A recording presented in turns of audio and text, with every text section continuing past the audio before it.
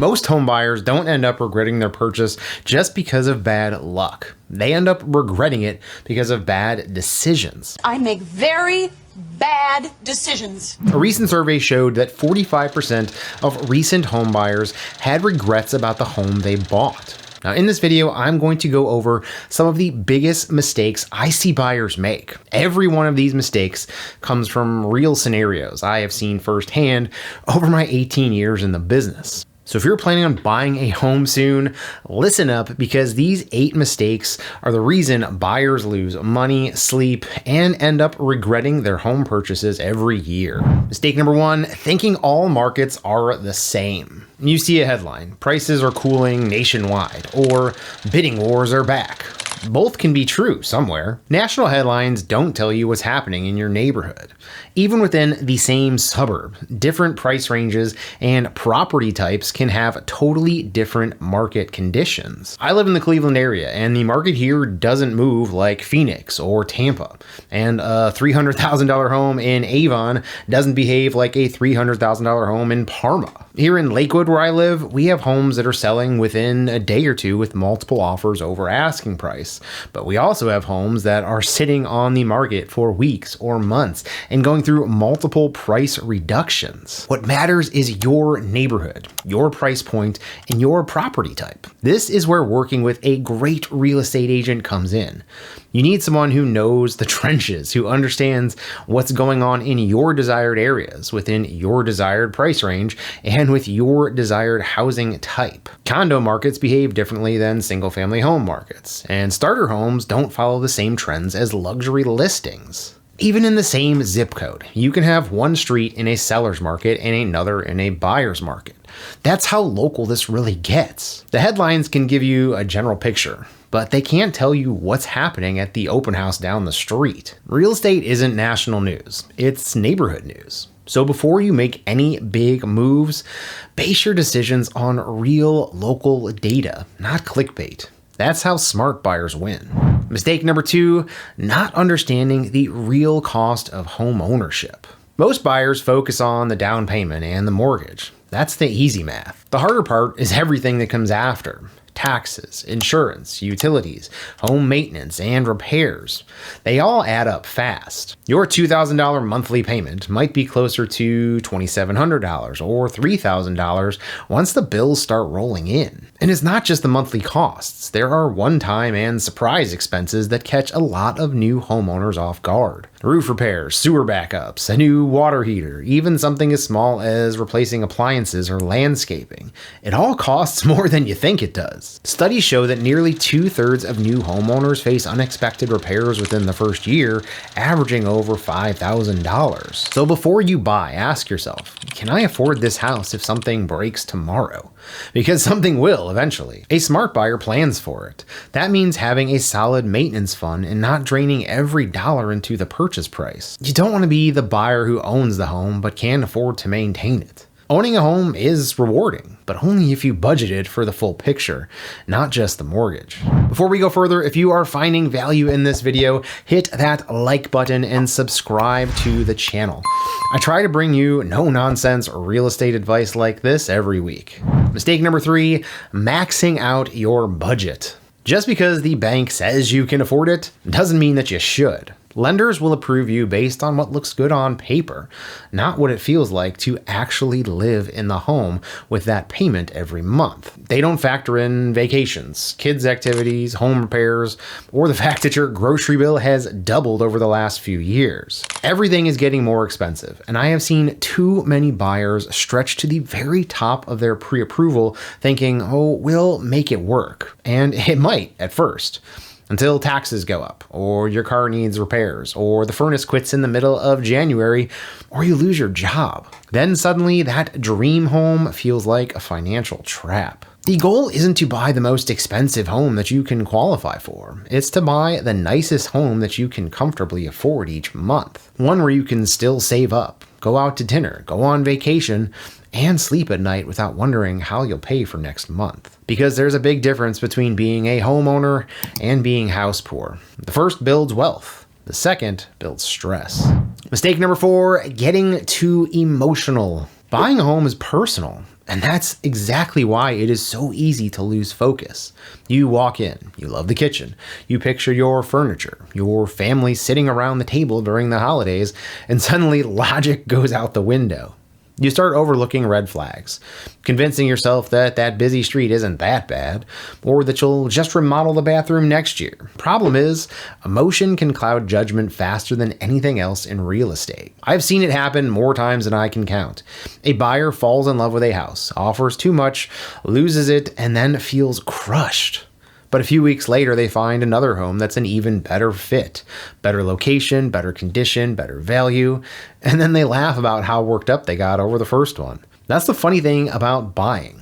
Perspective usually shows up right after the emotions fade. It is completely normal to get attached, but when your heart starts steering the deal, that's when mistakes happen. Emotion makes you waive inspections, skip due diligence, and pay more than you should just because you don't want to lose it. Remember, this isn't about winning a bidding war. It's about making a smart, sustainable decision for your future. So before you start touring homes, write down your must-haves, your nice-to-haves, and your deal breakers. This list is your anchor when your emotions start pulling you off course. Because at the end of the day, you're not just buying a house you love. You're buying a financial decision that you have to live with for a long time. Mistake number 5, refusing to negotiate. Negotiation is where a lot of buyers either freeze up or push too hard. Some think every seller is desperate and start with a lowball offer, only to get ignored completely. Others go the opposite way.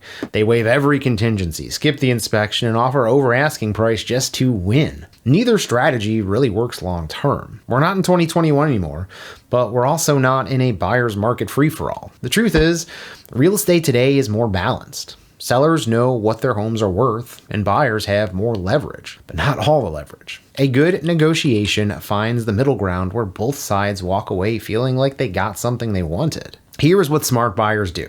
They know the market data, they know the home's condition, and they know what's fair. They ask the agent to find out what's important to the seller. Maybe it's price, maybe it's a quick close, maybe it's letting them stay a few extra weeks after closing. Those details can make your offer stronger without necessarily costing you more money. And remember, patience pays off. Sometimes standing firm on a reasonable offer works better than chasing every house with an emotional bid. But the key is flexibility. The best negotiators don't just demand, they adapt. They know when to hold the line and when to meet in the middle. Because in the end, getting the house you want at a fair price is not about outsmarting the other side. It's about understanding the market, reading the situation, and making decisions that protect your long-term goals. Mistake number 6, waiting for the perfect time. If I had $1 for every time I heard someone say, "I'm just waiting for rates to drop," I could probably buy a house in cash. It's one of the most common and most costly mistakes that buyers make. Waiting for the perfect time to buy sounds smart, but in real estate, perfect timing doesn't exist. Here's what usually happens. Buyers sit on the sidelines watching rates, hoping prices will fall. But when rates finally drop, competition explodes. The same people who were waiting now all jump at once, and suddenly prices rise again. So yes, you might get that lower rate, but you're paying more for the house. You save a little on interest, but you lose a lot more in equity and opportunity. And here's the thing. Life doesn't wait for interest rates. Your job, your family, your needs, they don't run on the Fed's schedule.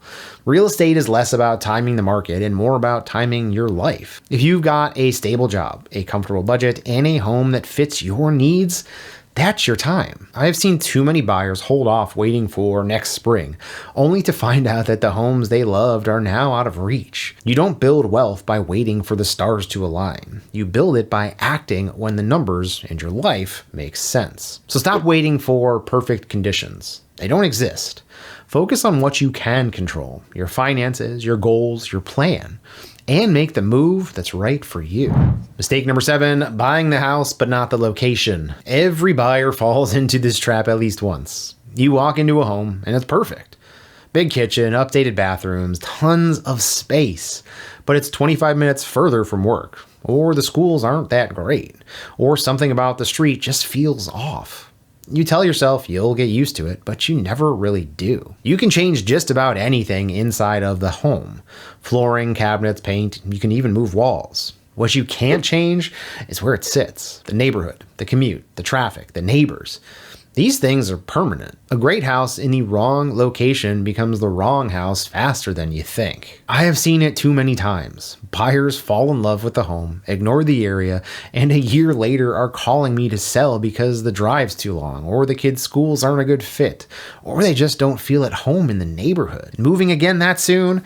That's expensive. Between closing costs, moving expenses, and possibly losing equity, it's a mistake that adds up fast. When you buy, don't just think about the house you're walking through. Think about the life you're going to live around it. What's your commute like during rush hour? How's the noise at night? Are you close to what really matters to you? Family, work, activities, good grocery stores, maybe even your favorite coffee shop. These are the things that shape your day-to-day happiness, not just the countertops. The rule is simple. Buy into the lifestyle first, the home second, because you can remodel a kitchen, but you can't remodel the neighborhood. Mistake number 8, skipping the home inspection. This one might be the most painful mistake of all, and yet I still see buyers make it all the time. They're in a competitive market. They fall in love with a home, and their agent or lender says, if you really want to win, waive the inspection. So they do. And a few months later, they are standing in their basement staring at a cracked foundation or a leaking sewer line, wondering how they got there. A home inspection isn't about nitpicking or scaring you out of a deal. It's about protecting you. It's about knowing what you're walking into before you commit hundreds of thousands of dollars. The small stuff, loose doorknobs, peeling paint, who cares? But major problems with the roof, the electrical, or the foundation, that's what you need to know. If you're worried about losing the deal, you can try to shorten your inspection period or agree to focus only on major issues that might pop up. There are smart ways to stay competitive without gambling your savings. Because here's the truth. The cost of an inspection is a few $100s.